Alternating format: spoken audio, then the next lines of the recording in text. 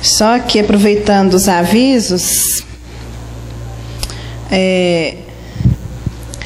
dia 1º de setembro nós vamos começar uma nova turma do curso de criação de filhos. Apesar de que minha única aluna não era bem uma turma, né? A gente era quase uma célula. Está aqui a Sione? Então,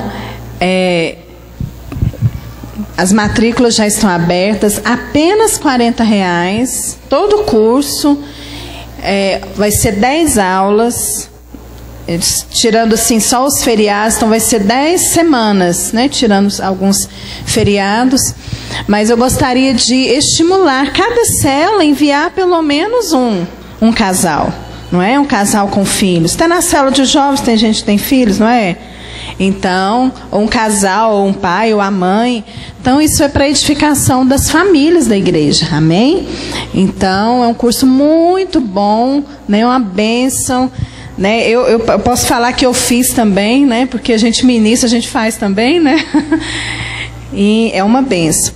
E mais um aviso, no dia 23 de setembro, nós vamos fazer aqui o nosso 4º seminário de louvor e adoração com crianças e juvenis. O ano passado nós enchemos isso aqui de crianças. Nós vamos encher de novo, né? Esse ano não sei como é que vai ser, porque o ano passado já estava lotado, né? Mas a gente senta aqui no chão, né? Faz alguma coisa aqui. Até quem sabe o ano que vem a gente não vai lá para o ginásio. Amém. Então vamos lotar esse prédio. Amém? E então já esteja, se você tiver alguém para trazer, vai ser a partir de 4 anos. Só abaixo de 5 anos tem que vir acompanhado do responsável. E a inscrição é apenas R$3. Todos têm que fazer a inscrição, até os líderes. Os líderes, os pais, porque a inscrição vai te dar direito ao lanche. E então, quer dizer, R$3, um lanche bom, né? Por R$3 você vai ver, vai ser um lanche abençoado. Mas todos devem fazer inscrição, ok? Então, a partir de 2 anos, faz a inscrição, porque a criança recebe o lanche. Agora, de 1 ano para baixo, aí o pai vai ter que dar o lanche dele, viu? Se você quiser comprar 2 lanches, aí você faz 2 inscrições, não tem problema. Amém. Vamos orar, irmãos? O Senhor possa trazer sobre nós espírito de revelação da sua palavra, da sua presença no nosso meio. Senhor, nós queremos engrandecer o Senhor, Deus, e a tua presença. E oramos para que o teu Espírito seja, ó Deus, liberado nos nossos corações de uma maneira reveladora, inspiradora, transformando as nossas vidas, para que nós possamos, ó Deus, tomar posse de tudo aquilo que o Senhor conquistou para nós. Nós oramos em nome de Jesus. Amém. Amém. Isso aqui para mim é chique, né? Deixa eu fazer um teste. E aí?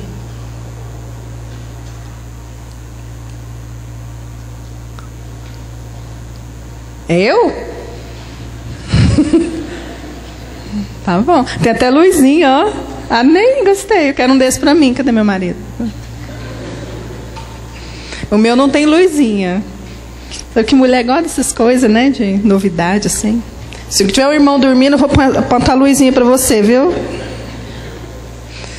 Amém. Se alguém puder me arrumar uma água, eu agradeceria. Amém. Eu queria compartilhar, estava lendo sobre isso e eu falei para o Marcelo, nossa, se tiver uma reunião de líderes, eu queria compartilhar essa palavra.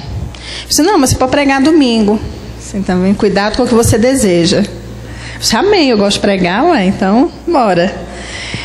E Deus falou muito comigo e que o Senhor possa falar com você também. Lá em Lucas 1:37... olha só, esse título com essa... ai, que lindo, irmãos, gostei. Esse título com esse versículo parece 2 coisas assim que não combinam. Porque esse título fala de perder a herança. Interessante. Por que será que podemos perder a herança? Sendo que o versículo fala lá em Lucas 1,37, que não há impossíveis, não haverá para Deus, não haverá impossíveis em todas as suas promessas. Então, obrigada, meu irmão. Então, se para Deus não há impossíveis, por que alguns perdem? Eu não falo só de não desfrutar, mas perde a oportunidade, perde o tempo. Por que alguns perdem a herança? E nesse contexto nós vamos falar sobre o povo de Israel. Que o povo de Israel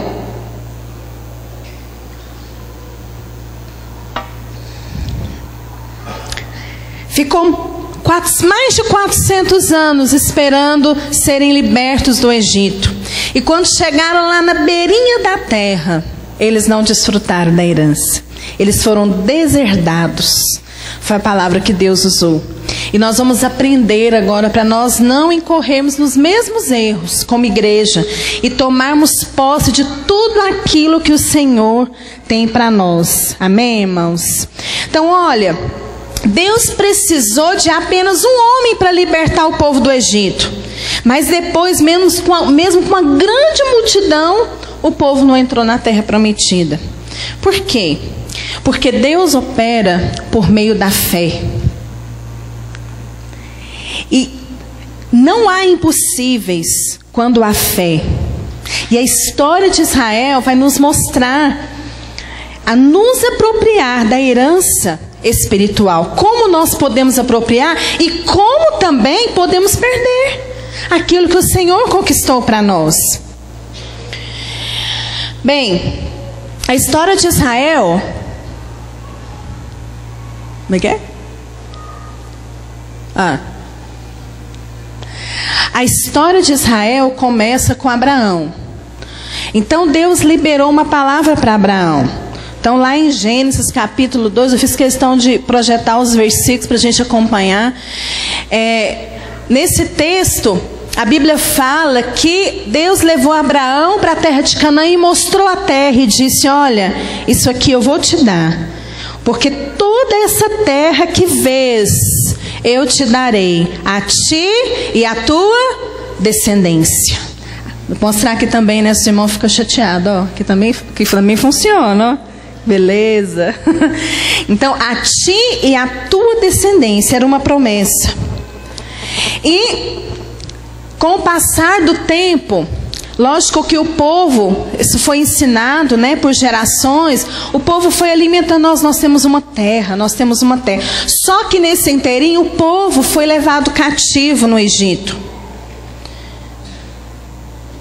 E ficaram lá por 430 anos. Aquele povo conhecia a promessa. E essa promessa deles serem libertados para ir para essa terra aconteceu por meio de Moisés. Só que o processo que se segue depois dessa travessia até a chegada ali a Canaã foi um teste de fé, um após o outro. Deus não tinha nenhum problema em dar a terra para Israel, mas Ele queria ser conhecido por meio do seu povo. E olha que nesse tempo o povo viu sinais e prodígios de Deus assim, inquestionáveis. O mar abriu. Não é uma coisa que se vê todo dia, né? O mar abrir, você passar seco. Deus trouxe pão do céu, Deus trouxe carne.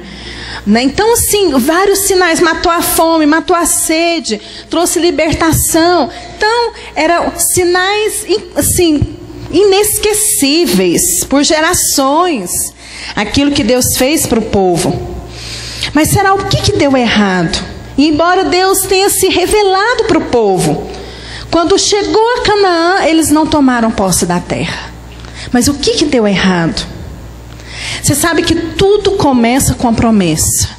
Promessa, a gente pode dizer, promessa não é aquela coisa esperança, né? Aquilo, promessas são visões proféticas.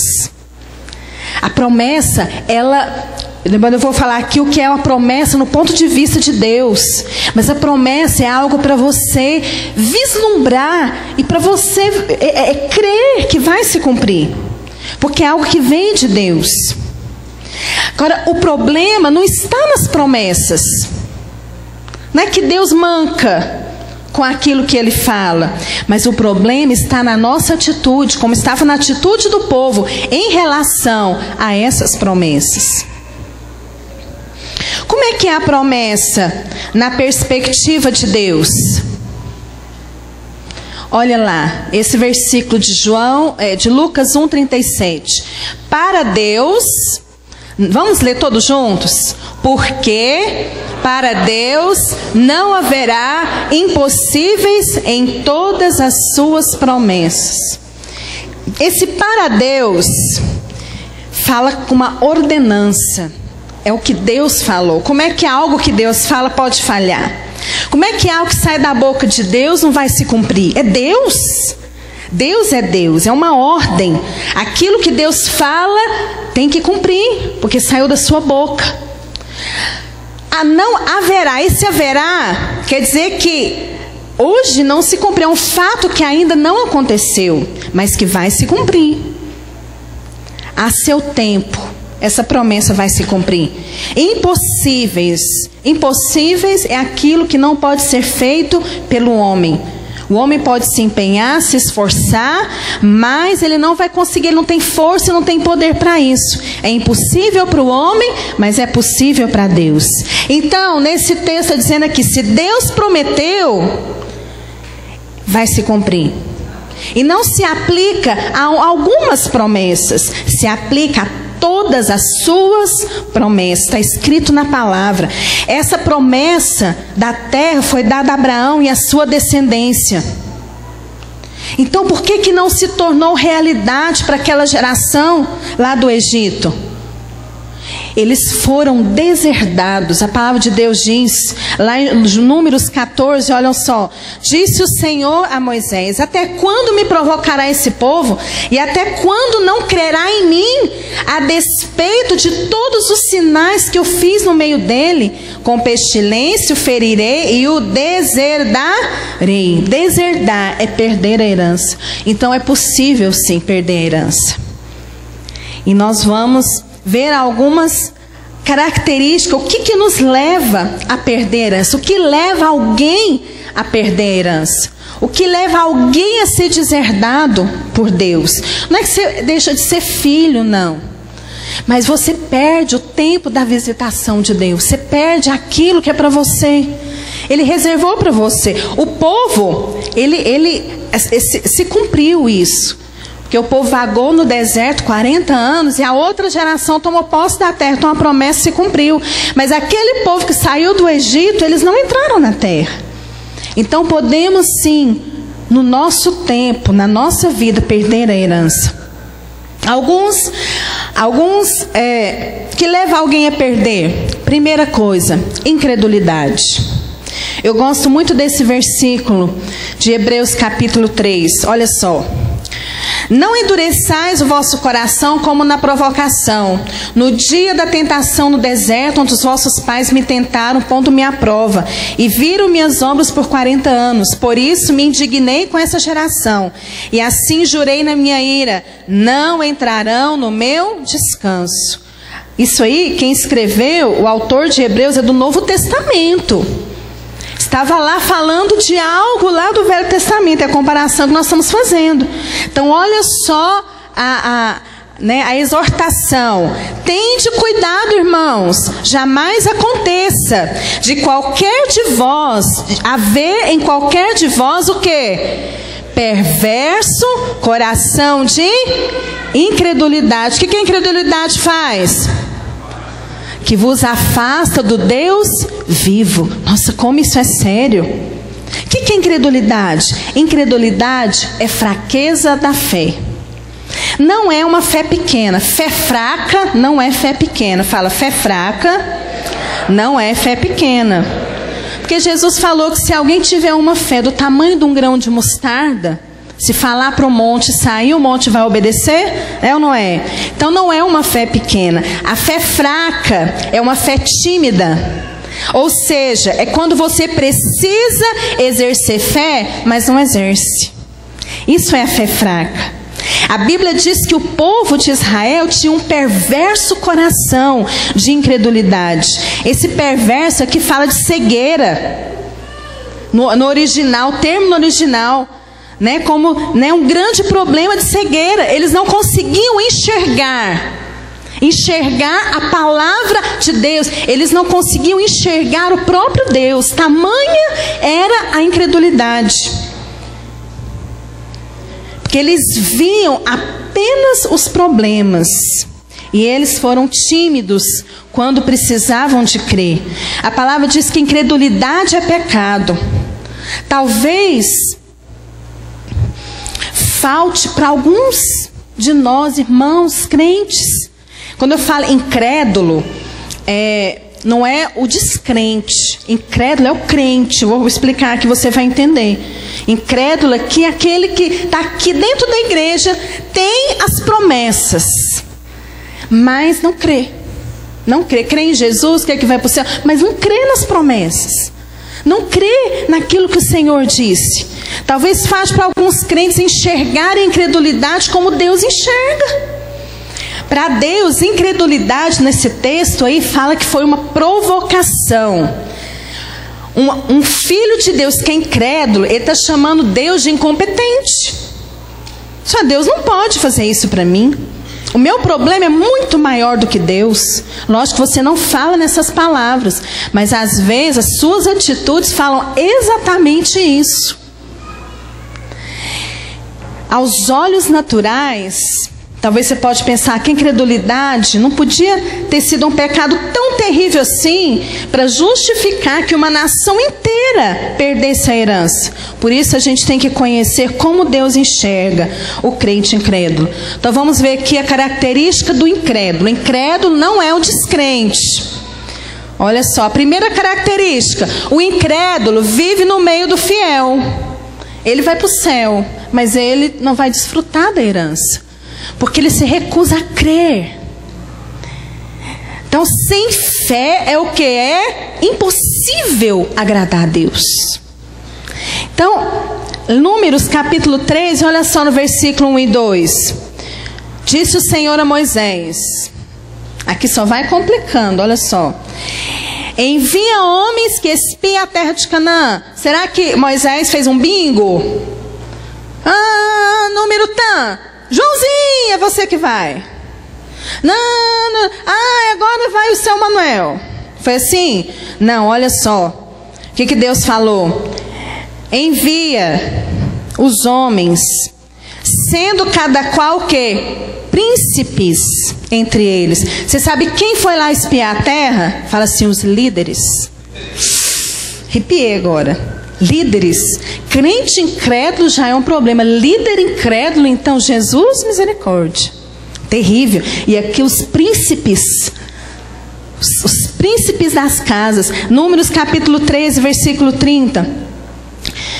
Então Caleb fez calar o povo perante Moisés e disse: Eia, subamos e possuamos a terra, porque certamente prevaleceremos contra ela. Porém os homens que com ele tinham subido, esses líderes, esses príncipes, disseram: não podemos subir contra aquele povo, porque eles são mais poderosos, é mais forte do que nós. Então olha só, esses 12 espias, eles eram príncipes, eles tinham influência sobre o povo. E esse foi o maior problema, essa influência, porque eles contaminaram toda a nação de Israel. O líder, ele tem influência para motivar, mas ele tem influência também para fazer o povo desacreditar da promessa de Deus. Sério isso, não é?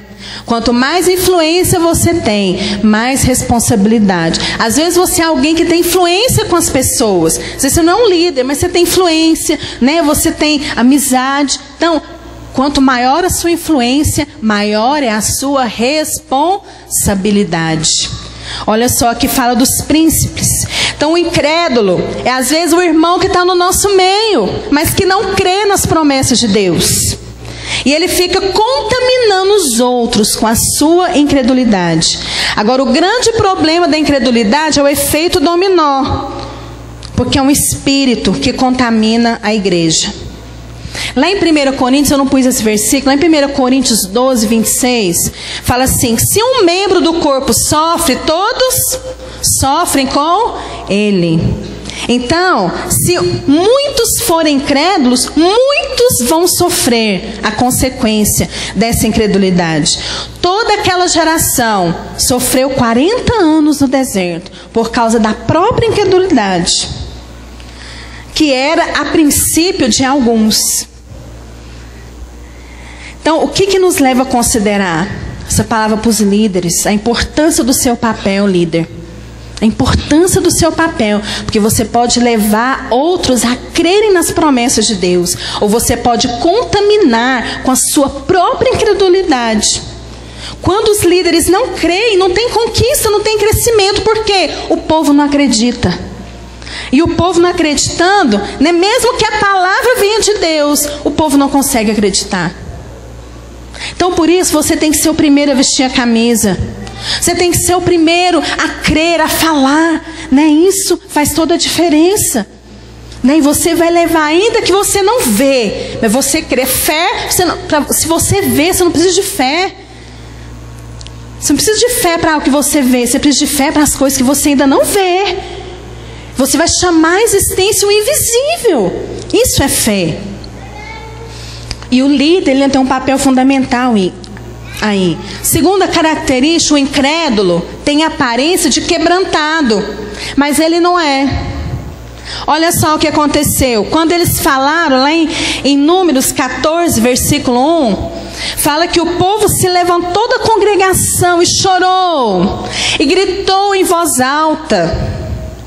Então olha só, depois que o povo ouviu aqueles relatórios dos espias, ele era tão frito.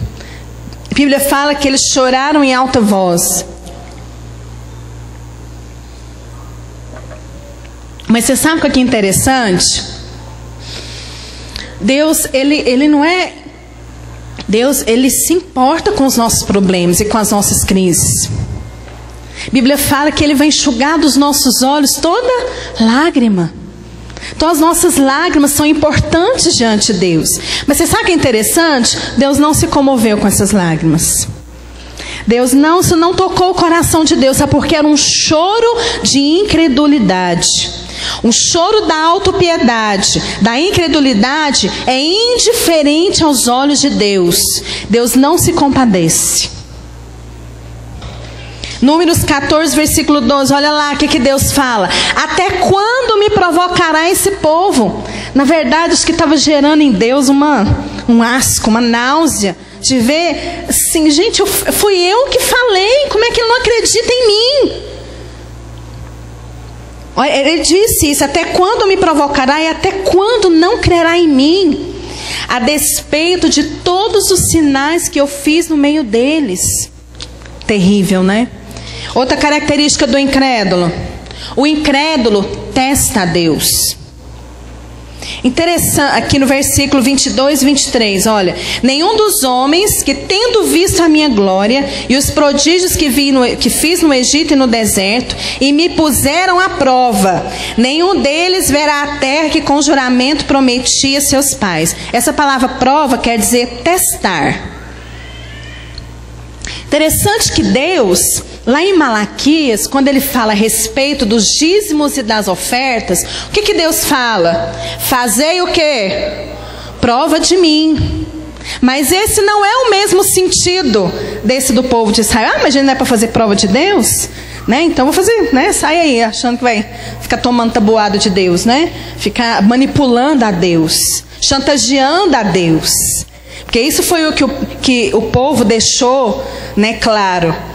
Então Deus não autorizou esse tipo de prova. E aquela prova que fala em Malaquias é algo assim, ó, você vai ver o suprimento. Espero que você vai ver a realização da promessa, a provisão de Deus. Essa é a prova, fazer prova de mim. Mas aqui a motivação era errada. Então é muito sério testar a Deus quando não se tem o consentimento dele e quando a motivação não é correta. Então o problema aqui foi essa motivação. Qual que era a motivação? A incredulidade. Eles não acreditavam que Deus poderia dar a terra. E eles começaram a dizer algo assim terrível, que era melhor voltar para o Egito. Nossa, gente, que terrível isso. Eu penso que, se a gente for colocar aqui aos olhos do humano, se coloca no lugar de Deus. Gente, acho que eu ia começar a chorar lá na hora. Meu Deus, eu tive tanto trabalho para tirar esse povo do Egito. Eles eram escravos, agora são herdeiros. Eles querem voltar lá para o Egito. Olha só que terrível. A ponto deles pedirem para voltar para o Egito. Isso foi uma afronta. Estava falando que Deus não podia fazer aquilo que Ele prometeu. Meu querido, tenha muito cuidado com a motivação no seu coração de orar pelas promessas de Deus. Não ore com a motivação de um incrédulo. Ore com a motivação de um herdeiro. De alguém que recebeu a palavra de Deus. Saiu da boca de Deus. Essa palavra vai se cumprir. Amém, irmãos? O povo errou. Quando você for orar, seja humilde em reconhecer que você não merece, mas somente pela graça de Deus nós fomos participantes das suas promessas. Você pode usufruir dessas promessas que Ele mesmo fez. Amém, irmãos? Segunda razão pelo qual o povo perdeu a herança foi a murmuração. O pastor falou sobre isso domingo passado. Deus quer falar, né? Falando de novo sobre murmuração. Olha só, Números 14, 2. Todos, fala todos. Terrível, né? Todos os filhos de Israel murmuravam contra Moisés e contra Arão. E toda a congregação diz: tomara tivéssemos morrido na terra do Egito, ou mesmo naquele deserto. O que é murmurar? Fala, murmurar é falar mal do que é bom. Murmurar é falar mal. Quantas vezes ouvimos irmãos falando mal das bênçãos que recebeu? Fala mal do marido, fala mal da esposa, fala mal do emprego, fala mal do casamento, fala mal dos filhos, né? Fala mal do líder, fala mal do discipulador, fala mal da igreja e fica, né? Aquela matraca, né? Falando tantas coisas que deveriam ser motivos de gratidão e não de murmuração. Nós estamos dando uma oferta de ações de graça. Não adianta você dar uma oferta de ações de graça de R$1.000 e você começar a murmurar. Nossa, mas essa igreja pede mais. Nunca vi outra oferta. Mas já dou oferta todo domingo. Nossa, mas para quê? Vou dar, né? Tem que dar. Você acha que Deus vai aceitar essa oferta, irmãos? Não vai não. Por quê? Porque tem que ter de um coração agradecido, de um Deus que pode todas as coisas. Irmãos, nosso Deus merece todo louvor. Ações de graça é uma atitude de fé, que muitas vezes você tem que agradecer por coisas que você ainda não viu. É uma semeadura. E então não tem como você, um incrédulo, ter uma atitude de ações de graça. Então quando você for fazer a sua oferta, traz com alegria, né? Porque Deus vai receber e você vai ter a colheita disso na sua vida. Quais são as características do murmurador? Primeiro, o murmurador é chamado de rebelde. Terrível, né? Números 14, 9. Não sou eu que estou dizendo, olha o que a palavra de Deus diz. Tão somente não sejais o quê? Rebeldes contra o Senhor. Então, depois que o povo murmurou contra Moisés e Arão, Josué e Caleb se posicionaram para alertar a respeito dessa atitude deles, atitude errada, registrada como rebeldia. Todo rebelde é murmurador. Toda atitude de rebeldia, sabe, começa com murmuração. Aí começa a falar, e fala do líder, fala, né, da célula. Vou fazer isso aqui, mas ó, eu não acho que é certo não, mas eu vou fazer. Tá mandando, né? Pastor Ricardo mandou, vamos fazer. Mas olha, eu faria de outra maneira. Aí você já começa, é uma murmuração assim bem religiosa, né? Bem com boa intenção, que é coisa bem enganadinha, né? Mas você vai contaminando os outros, que eu vou chegar nessa parte da contaminação. Reclama de tudo, reclama de todos, Todo murmurador sempre procura o culpado para os seus fracassos. Ele não assume a responsabilidade de nada na sua vida. Sempre alguém é culpado. Ah, também meu discipulador não me visita? Ah, também é o marido que eu tenho. Nossa, o salário desse não dá para fazer nada. Não, mas também, né, sempre tem alguém culpado. Né? Ele não. Eu me lembro, irmãos, eu até falei isso aqui, eu acho. Mas uma vez eu trabalhava na farmácia. E eu não recebia muito. Na época a gente estava bem apertado, acho que o Marcelo estava desempregado. E foi uma época que eu fiquei doente. Um de nós dois, não sei, a gente teve que pegar alguns medicamentos na farmácia. E ficou caro. Aí quando eu fui receber o restinho, nossa, meu coração fechou na hora e eu reclamei. E eu reclamei, mas olha isso aqui, não dá para nada. Reclamei. Gente, mas eu fiquei tão mal depois diante de Deus, que realmente não deu para nada, né? Mas depois sim, o Senhor me exortou e eu comecei a ter atitude diferente. Eu lembro que no outro mês eu tinha recebido menos também, assim, por alguma circunstância. Mas eu, Senhor, obrigado. Mas olha, deu até para manter a Coca-Cola dentro da geladeira, né? Aquele saláriozinho. Mas por quê? É a atitude do coração. Então aqui o murmurador, todo murmurador é chamado de rebelde. Segunda coisa, todo murmurador contamina os outros.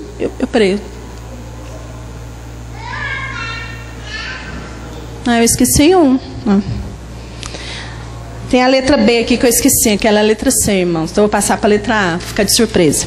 A letra B. Todo murmurador se levanta contra a autoridade. Olha lá em Números 14:35, fala assim: eu, o Senhor, falei, assim farei a toda essa má geração que se levantou contra mim. Na verdade, o povo se levantou contra Moisés, mas Deus falou que o povo se levantou contra ele. Ou seja, a autoridade é um princípio extremamente importante que Deus não deixa passar. Quando você se levanta contra uma autoridade delegada, você está se levantando contra o próprio Deus. Não falo isso só em relação à igreja, porque onde nós vamos, onde nós estamos, nós temos que aprender a lidar com a autoridade. A começar dentro de casa, não é? Então você tem ali o seu marido, os filhos têm os pais. Chega no trabalho, você tem o seu chefe, você tem o seu patrão, não é? Você sai, tem o guarda de trânsito, né? Você entra num estabelecimento comercial, tem o gerente. Então você tem que lidar com a autoridade o tempo todo. Na igreja, né, temos a cadeia de autoridade. Então, o não entender o princípio da autoridade foi a razão da queda de Lúcifer. E posteriormente a queda do homem. Então todo servo de Deus precisa aprender a lidar com a autoridade, ou senão não vai poder usar a autoridade de Deus. Como é que Deus vai poder se revelar a sua própria autoridade? Porque a autoridade é um princípio que representa Deus. É uma palavra para representar Deus, se chama autoridade. Como é que alguém rebelde vai representar a autoridade de Deus? Como é que alguém com essa atitude, com esse coração? Então, cuidado contra a murmuração. Contra a murmuração contra as pessoas que estão sobre você. Cuidado contra a murmuração contra o governo da igreja. Porque isso é pecado. Isso não agrada a Deus. Não é que você deve se calar quando você vê uma coisa errada, não. Às vezes nos seus líderes, discipulador, pastor, que seja. Mas tudo tem que ser feito da maneira bíblica e com a motivação certa. Assim nós vamos edificar a igreja. Não com rebeldia, insubmissão. A insubmissão, irmãos, é uma atitude do coração. Às vezes ela acontece em silêncio, mas lá no coração está lá, remoendo. A murmuração já é o proferir palavras, mas acaba que é fruto daquela insubmissão, sabe? Aquela nem aquele espírito. Então, todos que estão debaixo de autoridade precisam ter muito cuidado para não agirem de maneira imprópria, né? Quer seja em casa, quer seja na igreja, quer seja no trabalho. Tem muitos irmãos que falam assim, acho que estão sendo extremamente espirituais. Eu não me submeto a Deus. Não me submeto aos homens, somente a Deus. Um ledo engano, porque quem não reconhece a autoridade dos homens, também não vai reconhecer a autoridade de Deus. Né? Jesus reconheceu a autoridade de seus pais. Jesus é Deus, né? Deus. Ele reconheceu a autoridade de seus pais. Ele reconheceu a autoridade de João. Né? Ele foi lá, o fato dele ser batizado por João quer dizer que ele reconheceu a autoridade dele, antecessor dele. Ele reconheceu a autoridade dos governantes. Você não vê Jesus aí fazendo, né, motim, nem nada. Ele reconheceu, dai a César o que é de César e a Deus o que é de Deus. Então, se Jesus, que é Deus, reconheceu, nós também temos que ouvir. Então, se você ouvir pessoas falando mal de irmãos, mal da liderança, mal do marido, não são pessoas que você tem que andar com elas. Afaste-se. Porque as pessoas são vulneráveis. Né? E te coloca vulnerável também. Por quê? Entra a letra C. O murmurador contamina os outros. Nós tivemos um encontro. Aí a gente fazendo um balanço do encontro de juvenis. Aí teve um episódio que a gente ia fazer um estrogonofe. E aí pedimos para comprar peito de frango, mas chegou coxa sobre coxa. Dava para fazer, ficou uma delícia. Mas aí, né, os irmãos ali, viu aquela dificuldade de cortar o osso. Não, mas vai ficar difícil. Não, vamos fazer outra coisa. Não, mas por quê? Não, mas por que não trouxe o peito de frango? E tudo. Aí a irmã, que era líder da cozinha, falou assim, olha aqui, irmãos. Se tiver pé de frango, nós vamos fazer estrogonofe de pé de frango. Mas ninguém aqui vai murmurar, porque o nosso papel é servir. Quando ela contou isso, até eu tremi nas bases. Isso aí você cala o murmurador, não cala? Você cala o rebelde. Já pensou assim, mas também, nossa, mas vou contar, mas que custava, né? Comprava lá a bandejinha, se não, e fez, e todo mundo lambeu os beus e ainda elogiou, né? Então, assim, atitude certa, né? Ela cala, né? Cancela ali o plano do inimigo. Amém? Então, os homens que Moisés mandou espiar a terra, Números 14, 36, eles fizeram a congregação murmurar. Tipo assim, eles ensinaram a congregação a murmurar. Os líderes, vai dar um bom exemplo, vão ensinar a murmurar. Né? Ensinar, levar o povo a murmurar e levar o povo a infamar, a falar mal da terra. Então, murmuração gera mais murmuração. Então os espias fizeram o povo murmurar mesmo sem ter visto a terra. E olha que quando eles chegaram lá, estava na época da colheita dos frutos. 2 homens tinham que trazer o cacho de uva. Fiquei imaginando, né? Tamanho. Mesmo com tanto, vendo a fartura da terra. O problema foi maior, né? O gigante tampou tudo. Tampou os cachos de uva, né? Tampou a beleza da terra e levou a murmuração. No ano 2000, nós começamos o trabalho Radicais Kids. E na época, né, tinha muito... As pessoas chegam assim, não, mexer com criança. Não, criança dá trabalho. A gente só ouvia, criança dá trabalho. Criança dá trabalho. Aí a pastora Márcia mandou fazer uma camiseta assim, bordada, vermelho, bem grande. Crianças não dão trabalho, dão frutos. Para quê? Para ir contra uma mentalidade. Né? Hoje, graças a Deus, às vezes dá um pouquinho de trabalho, né? Mas a gente visualiza mais os frutos. Né? Graças a Deus. Então todos que estão em posição de influência têm que ter cuidado para não contaminar os outros com palavras de murmuração. Se você falar bem da sua liderança, se você falar bem do seu ministério, você vai atrair pessoas a liderar com você. Você vai atrair pessoas a estar com você. Mas se você é o primeiro que fala mal da sua célula, se você é o primeiro que fala mal dos irmãos, que fala mal da igreja, fala mal do pastor, fala mal do discipulador, você mesmo vai avançar. E eu vou te dizer mais, ninguém vai querer andar com você. Porque ninguém vai querer andar com o murmurador. Você não sente mal? Você já viu quando você está na fila do banco? Fila, qualquer fila. Faz um teste. Começa a reclamar. Nossa, mas... que é isso? Só tem um caixa funcionando. Ninguém nunca disse isso aqui, né? Ó, risadinha. Nossa, mas só tem um caixa funcionando. Gente, aquele caixa ali está ali fazendo o quê? Nossa, mas está demorando demais. Aí você começa e o outro é mesmo. Aí você vê todo mundo da fila está reclamando. Estava todo mundo caladinho. Começa a falar para você ver. Né? Tá todo mundo da fila começa a reclamar. Nossa, mas está lento demais esse banco. Nossa, eu vim aqui, olha a hora que eu cheguei. Não, eu estou aqui desde a hora tal. De repente você faz amizade com todo mundo, por causa da murmuração. Tudo com um espírito ali em comum. Então devemos ter cuidado. A murmuração, ela contamina, igual bocejar. Viu, perto, assim, não está nem com sono. Você vê alguém bocejar, você começa a bocejar também. É o espírito de murmuração. Terceira característica, porque que a pessoa perde a herança. Desprezo. Números 14, 22 e 23, olha o que diz. Nenhum dos homens que, tendo visto os prodígios que fiz no Egito e no deserto, verá a terra que com juramento prometi a seus pais. Sim, nenhum daqueles que me desprezaram. Olha só como Deus considerou isso. Não foi um conceito que Moisés colocou. Vocês desprezaram a Deus. Não, Deus mesmo está falando. Né? Todos aqueles que me desprezaram verão. O que é desprezo? Desprezo é não fazer caso. É uma atitude de depreciação.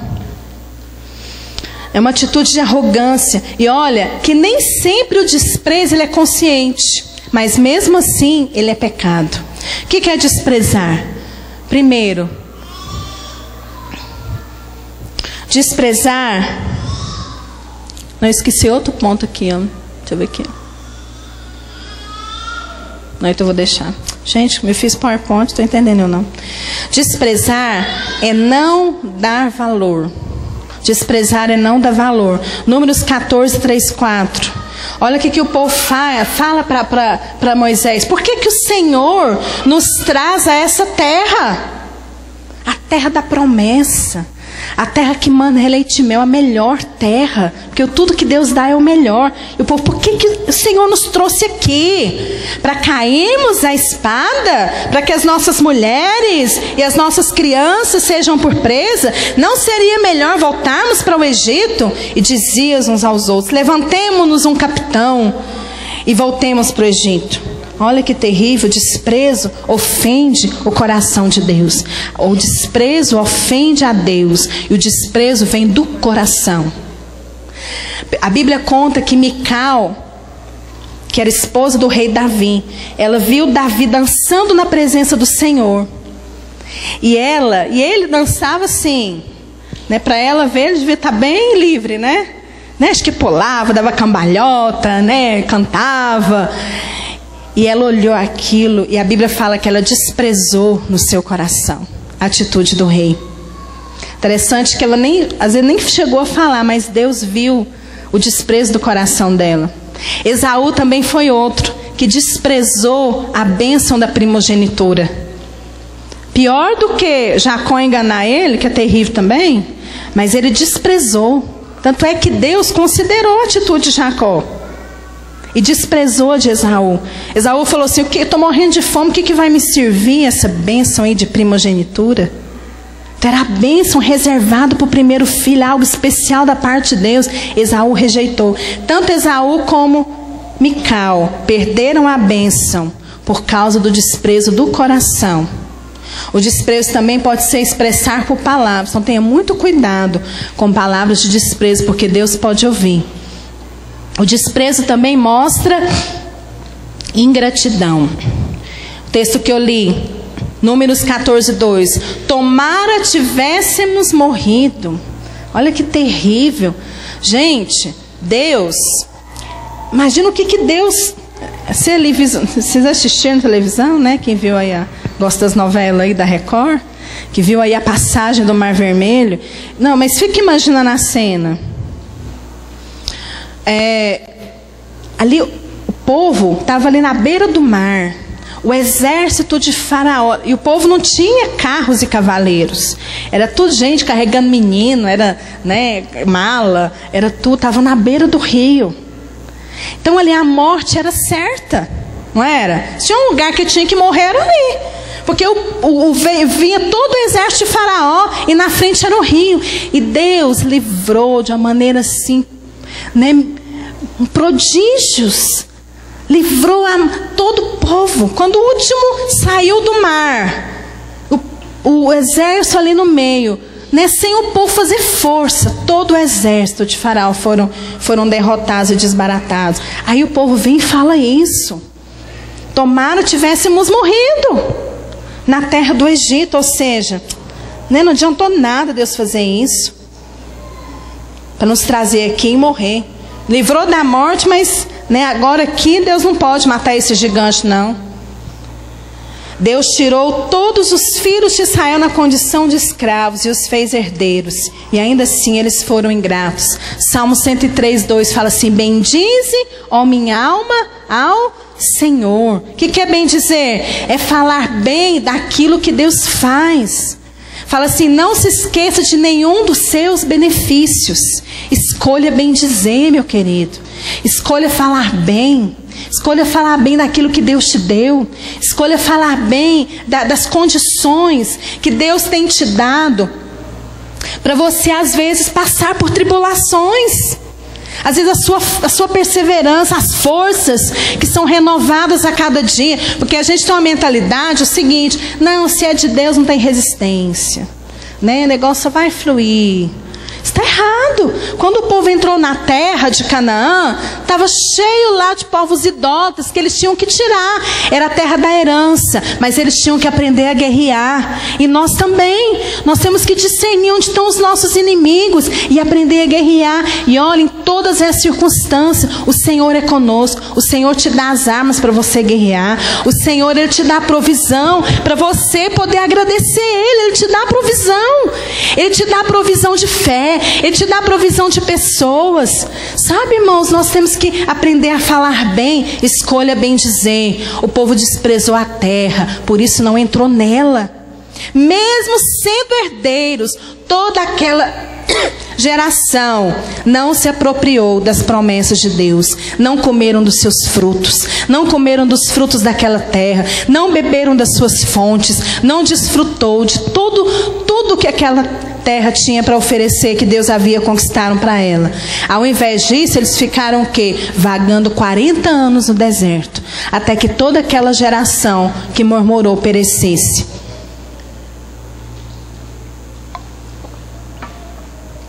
Que o Senhor nos livre. Amém? Nos livre desse perverso coração. Outra característica de quem despreza: o desprezo se esconde atrás de boa intenção. Olha o que o povo disse: e por que nos traz o Senhor essa terra? Para cairmos a espada? Para que as nossas mulheres e as nossas crianças sejam presas? Então aqui a desculpa foi os filhos. Quem vai sustentar minha família se os gigantes me matar? E Deus, o bom que o Deus usou a mesma desculpa, usou a desculpa contra eles mesmos. Diz assim: mas os vossos filhos, que vocês dizem, né, que vão ser presas, eles conhecerão a terra que vós desprezastes. Os filhos herdariam a terra, mas eles não. Então, irmãos, não culpe outros pela sua incredulidade. Não culpe. Não use a mulher, né? Não use o filho, não use o marido, não use circunstância. A gente fica com desculpa nos comprometer com o Senhor, até para comprometer a nossa fé. Mas, né, minha esposa, né, não deixa eu ficar firme, né, sabe, aquela... Não culpe outras pessoas, não. Se posicione você. Não culpe os outros, né, pela sua incredulidade. Como resultado da incredulidade, da murmuração e do desprezo daquele povo em relação à promessa de Deus, o povo, ele foi deserdado, né? Que eu li naquele versículo. Foram deserdados. O que é ser deserdado? Primeira coisa, perde-se a promessa. Deus poderia ter deserdado somente aqueles 10 espias, mas Ele considerou todos responsáveis, porque todos, menos Josué e Caleb, todos os outros pereceram, aquela geração pereceu no deserto. O povo passou mais de 400 anos sonhando com a promessa, e quando chegou o momento, perderam por incredulidade. Olha, meu querido, o trabalho do diabo é impedir você de usufruir das promessas de Deus. Usa isso para você identificar, seja alguém, esteja na presença de Deus, para quando vier qualquer um dessas setas, você identificar na hora, o seu espírito constranger, e você ter uma atitude certa, em relação à palavra que o Senhor liberou para você, em relação às promessas que Deus tem para você. Amém, irmão? Outra coisa, perde-se a presença de Deus. A bênção de Deus incluía a proteção contra os inimigos. Engraçado que lá no versículo 40, eu não coloquei de Números 14, depois, que o Senhor exortou, aconteceu aquela situação, o povo levantou, vamos fazer, nossa, então vamos, tivemos uma fé, vamos subir agora, vamos lá derrotar os inimigos, eis-nos aqui, subiremos ao lugar que o Senhor tem prometido, como se tivesse nada acontecido, porque nós havíamos pecado. Moisés falou assim para ele: não subais, porque o Senhor não estará no meio de vós. Então perdemos a presença de Deus. Nós, nada, uma célula, por mais cheia de atividades, cheia de coisas, de festa, de comunhão, sem a presença de Deus não é nada. Não é nada. Você não é nada sem a presença de Deus. Então, a pior coisa é perder o selo da presença de Deus, a nuvem da presença de Deus. Sabe por que você ganha vidas para o Senhor? Porque a presença de Deus não é porque você é bom e você é um ótimo evangelista. É a presença de Deus que está sobre você. Tira-se a presença de Deus, você não é nada. Tira-se, você não é ninguém, você não conquista nada para o Senhor. É o selo da presença de Deus que te acompanha. Você sabe quando você fala uma palavra, aquela pessoa é revigorada, quando você ora, ela é fortalecida, é a presença de Deus na sua vida. Então a presença de Deus é tudo que nós precisamos. Aquele povo achou que ele podia, mas eles perderam a oportunidade. Jesus um dia chorou sobre Jerusalém, porque eles não perceberam o tempo da sua visitação. Quero te dizer, o seu tempo é hoje. Não deixa para amanhã. O tempo oportuno para você é hoje. Sabe o que quer dizer oportunidade? Oportunidade quer dizer que é um período limitado de um tempo oportuno. É um período limitado que algo vai acontecer na sua vida. Então a oportunidade, ela pode o quê? Passar. Ela pode passar. Deus tem um tempo certo de agir em cada geração. E nós temos que perceber o tempo da oportunidade de Deus na nossa vida. Amém, irmãos? Outra questão, perde-se a direção. Olha só, lá em Números 14, Deus mandou o povo voltar por onde eles tinham vindo. Então, eles estavam indo na direção certa, que era em direção à terra prometida. Mas depois da rebeldia, eles voltaram pelo mesmo caminho onde eles vieram. Então, eles iam ali ficar andando, ia dar uma volta, andando em círculos. Um lugar que desde a saída do Egito até lá na beira de Canaã, se não fosse algumas coisas que acontecessem no caminho, é uma caminhada a Bíblia fala de 11 dias. Mas aí teve algumas coisas, vamos colocar aqui 40 dias. 40 dias é menos do que 40 anos. 40 anos no deserto. Eles poderiam ter entrado naquele momento, mas perderam a herança. Eu queria chamar aqui a equipe de louvor. Querido, esse é o nosso tempo. Esse é o nosso tempo. É o tempo, nosso tempo, da oportunidade como igreja. Deus está movendo em vários lugares. Igrejas estão sendo abertas no mundo todo. Irmãos, nós tínhamos um alvo. Eu me lembro que eu estava na conferência de líderes e pastores, tínhamos o alvo da vinha ser 1000 igrejas até 2020. Nós já somos só igrejas videiras, nós já somos 1000. Antes de 2020. Se não for, não beberando, acho que, se alguém me corrige aí. Mas olha, o que é isso? É o mover de Deus. Então igrejas estão sendo abertas, pastores estão sendo levantados, estão sendo enviadas pessoas para vários lugares do mundo. Por quê? Porque é tempo de Deus, é tempo da igreja se levantar. Sabe o que nós temos que tomar posse, irmãos? Tomar posse das vidas. Amém? Trazer o reino de Deus. Deixa de ter uma visão egoísta. Não, eu tenho que ter minha vida, né? Pagar minhas contas. Irmãos, isso é detalhe. Isso, buscar em primeiro lugar o reino de Deus e a sua justiça, e todas essas coisas vos serão acrescentadas. Se eu quero dar um testemunho, coloca um jejum para as crianças juvenis e pergunta quais os motivos que elas estão orando. Ninguém ora pedindo computador, pedindo MP3 nem existe mais, né? Assim, só um pouquinho, né? Pedindo celular. Não, elas oram pedindo pelo pai que bebe, pela avó que está doente. Eles querem a salvação da família. Sabe, irmãos, nós temos que dar valor àquilo que realmente tem valor aos olhos de Deus. Se você não tirar os olhos de você, você não vai conseguir visualizar as grandezas da promessa de Deus para a sua vida.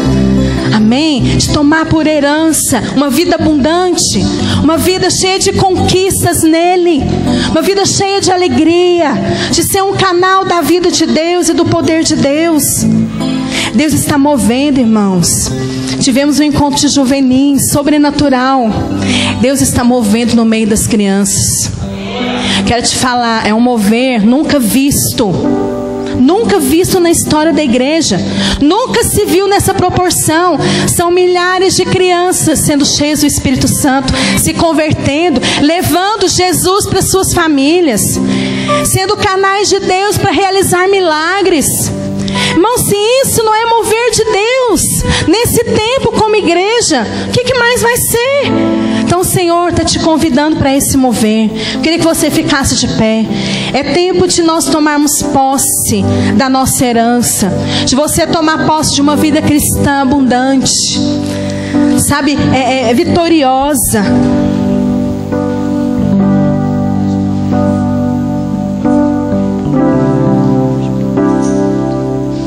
Aleluia. Eu queria que você fechasse seus olhos. Se você identificou qualquer coisa, confessa o Senhor, deixa o Espírito te constranger. Mas você não vai ser daqueles que vai perder o que Deus tem para você. O Senhor, Ele te colocou na condição de herdeiro e não de escravo. Deus tem grandes conquistas para você. Então seja aquele que se posicione diante do Senhor. Entre a promessa e o cumprimento tem o teste da fé. Se coloque diante do Senhor. Eu quero ser aprovado, Senhor. Eu quero ser aprovado no teste da fé. Eu quero crescer. Eu quero romper naquilo que o Senhor tem para mim. Sei que os teus olhos sempre atentos permanecem em mim, e os seus ouvidos,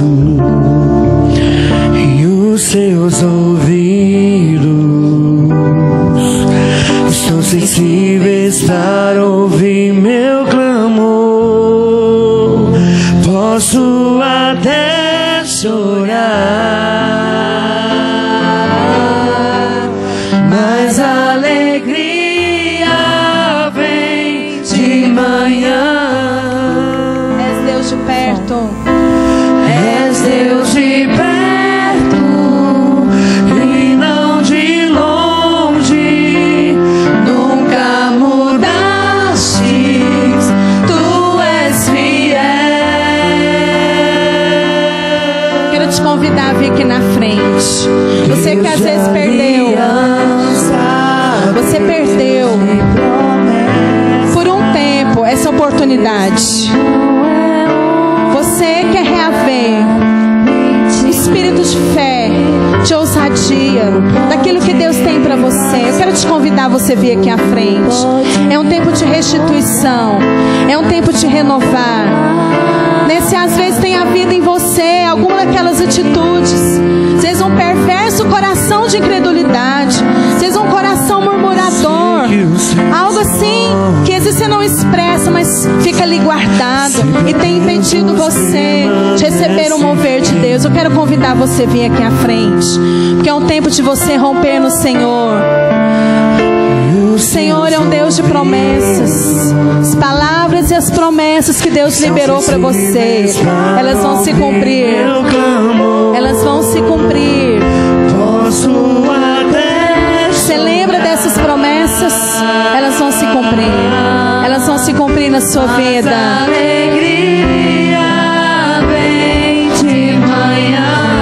Aleluia. Coloca a sua vida diante do Senhor. És Deus de perto e não de longe, nunca mudaste, tu és fiel.